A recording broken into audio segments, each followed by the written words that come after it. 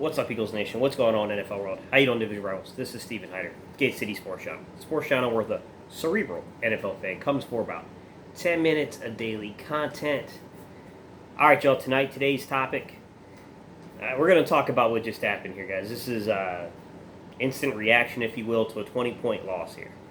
To begin with, let's just start off by, look, you got to give the Cowboys credit, man. They came in, they defended their home, stadium, their home turf, and look, I mean, there was no secret. The Eagles were gunning for them. We can't sit there and say that all the things leading up to this team was gunning for them. They just weren't good enough to beat them. It's straightforward. Kellen Moore, to me, I'm going to be honest, guys. Kellen Moore looks like an NFL head coach to me. He turned down an opportunity to go back to his alma mater and become the head coach at Boise State. It got released earlier in the year that, Jerry paid him a lot. And I'll be honest with you guys, just as a pure football fan, taking out the fact that I'm an Eagles fan and I can't stand Dallas, if I really look at Kellen Moore, I think schematically Kellen Moore can create a competitive football team. I think he can give you the ability to really compete deep into a postseason. I think schematically he can do that for you. I think he is that good. He's a very young coach, guys. I want to say he's 33 or so, 34. For some of you guys that follow like Philly Mike, he's not that much older than Philly Mike, guys. He's a lot younger than me. I got him by 5-6 years. And that leads us into the Eagles conversation, guys, which is we have to be patient. It sucks. None of us want to be patient. I don't want to be patient, but the truth is we're going to have to be patient. Go back to, let's look at Carolina this year, Joe Brady, right? Joe Brady looked up and down last year, right? I mean, he was very up and down. He's having a good year so far. Joe Brady's another one of these really young offensive minds. Kellen Moore, go back, not last year, but the year prior, Kellen Moore struggled a little bit. I mean, it took time for him to develop into what we saw play out last night, which was against look, I'm not going to say it's a great pass defense, but a much improved pass defense. He did things to manipulate and move the eyes of the safeties and to challenge that too deep look. So, with a guy like Nick Sirianni, guys, I still think he's got it. I still think he's a smart coach. I don't agree with all the decisions he's making. Look, I'm not going to say that you got to keep running the ball. When you start getting down 20 points, guys, you got to pass. But I do agree with a lot of what I've heard said from a lot of you guys, which is there were moments in the game when the game was still close. You could have ran the football. You could have done things to have kept your defense fresh, because I think that was a big part of the problem is they're constantly out there having to endure these long drives, and eventually you're going to break like that. We talked about this before, guys. When you play this defensive philosophy to where you're bending but not breaking, you do have to be careful, because if teams start putting the ball in the end zone, it's not bend, don't break. It's just straight break. And they broke last night. Let's just be honest. There was a lot of breaking last night. I do think that there was a period of time where the defense did kind of throw back punches a little bit. It started to get back into the game a little, but the offense just couldn't do anything to muster together. And that's what I'll say my main takeaway from this game was, just to be honest, guys. Nick Sirianni, we need to just simplify things. We need to go down to the X's and O's of coaching. We need to get back down to coaching. We have a young quarterback who greatly needs assistance in understanding the RPO game. He's tremendous when you get him out there to use his athleticism, but he does need more assistance here. He needs to know when and how to read certain coverages, certain defenses, and to make certain decisions, right? I mean, how many times have we now seen on this young season an issue to where Jalen Hurts, and the announcers called it out to their credit, an issue where Jalen Hurts has held the ball a little too long in RPO, which causes that procedural penalty where you have a player down the field, a lineman basically getting down there to block. I mean, there's just little things that's a coaching issue. It's a technique thing.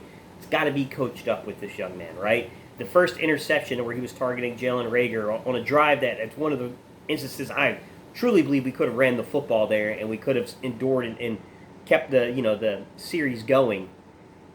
There's a technique flaw there. It's not that Jalen Hurts lacks the arm strength.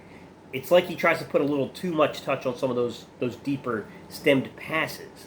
And it's like there are times where you just got to step in the dirt, man. You got to let that ball rip. You got to give Reagor a chance.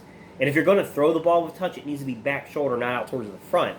I get he's trying to give Reagor a chance to elevate and get it over a player. That's got to be back shoulder if you're going to do that. Or you got to throw it out front. You got to give Reagor a chance to separate via speed against the player. I mean, there's just these little things that you see here, right? The Dallas Goedert throw to where, look, you got to get your feet set right. You got to put an accurate ball there. It's just, I'm not going to say that Dallas Goedert couldn't have made that catch. I still feel like he could have, but at the same time, that was not a very well-placed football, right? I mean, to me, this team has to get back to, number one, finding an offensive identity. Because through 3 games, I'm going to do my best this week, guys, to define it for you. I don't know that you can define an offensive identity based upon these 3 games. They got to find an offensive identity. And then we got to figure out some balance here, guys. I mean, I thought that there were, times in the first and second game we were at least striking some balance. We weren't completely abandoning in the run, but, you get down by 20 guys and then... But I do think there are play calls that are being made at certain points of the game that may be exacerbating problems, right? So a game that maybe you weren't going to beat this team, you could have kept it a lot closer than what it was by, being a little better with your play selection, being a little better with your play calling here, could have led to a much more competitive football game, in my opinion. Defensively, guys, hard to grade it. We are down a few guys now, even on the offensive line. Obviously we lost Isaac Sayamalu. We don't know how long yet, I don't think, but on the defensive line, I do think that there were some times where, we saw this Eagles defense front get to the quarterback. Javon Hargraves is a dog. He's having one heck of a season. At least we got Javon Hargraves. We have Josh Sweat. We have a few pieces to at least build around going forward. Look, I mean, Milton Williams I don't think is to the point where you can say, like, oh, this guy's going to be a star or anything, but I think Milton Williams has been respectable in the snaps I've watched him play. I'm not saying that he's perfect, guys. He has got out leveraged. He has got moved out of a few gaps here and there, but I think for a rookie stepping into an elevated amount of playing time, he's at least been respectable. He gives you something on the football field at least. Derek Barnett, I mean, what can be said, man? I mean, it's there in glimpses and flashes. This is the problem we've had with Derek Barnett his entire career. We see it in these little small glimpses, these little small flashes where he can beat a dude. But it's just tough, man, because procedural penalties happen, like, when you're offsides and things like that. But it gets frustrating when you have that bad game you had the game before, then we start seeing procedural penalties like, basically being offsides get called on them too. Like in the following game, like it makes the situation probably seem worse than what it really is, to be honest, guys. But it's just it's difficult right now. We got a guy that's 50-year option, man. I just the Eagles got a lot of big decisions coming up here with some of these players. To be quite honest, guys, it's going to be really interesting to see what they do. We need Rodney McLeod back.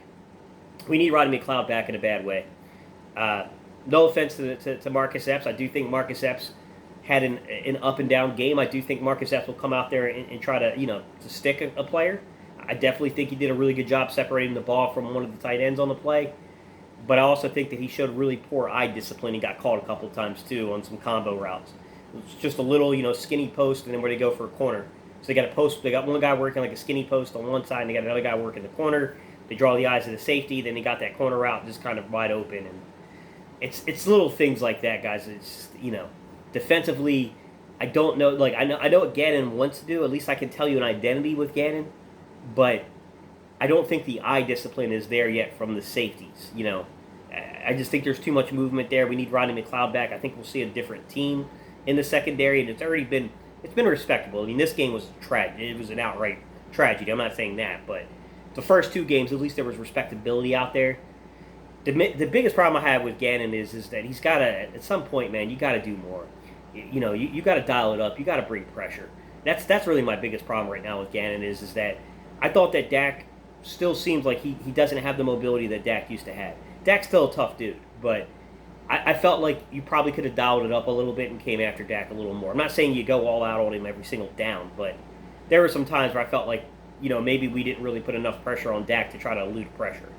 And, shout out to Dak, because I think Dak had an incredible game. I think Dak has grown tremendously in 5 seasons. Like, even as an Eagle fan, guys, we have to admit, man, Dak Prescott has grown a lot as a quarterback in 5 years.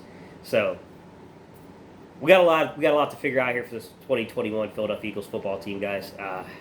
We'll see what happens with the offensive line. A lot of moving pieces now with Sayamalu down, with Brooks down. Hopefully Mulata gets back soon. I mean, that's 3 guys down right there.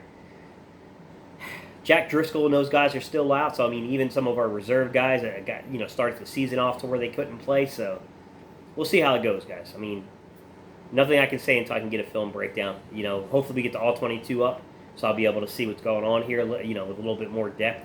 I'll definitely go over some of the advanced analytics and some of the advanced numbers here, but 20-point games are pretty tough to do because you're going to extend plays. You know what I'm saying? You're gonna be lopsided in terms of percentages. But I'll take it into the full context of the full season, so that'll give us a read, and then we can talk about the context of why some of those things may be happening. All right, y'all. I appreciate y'all's time and attention, and I'll see you guys on the next video.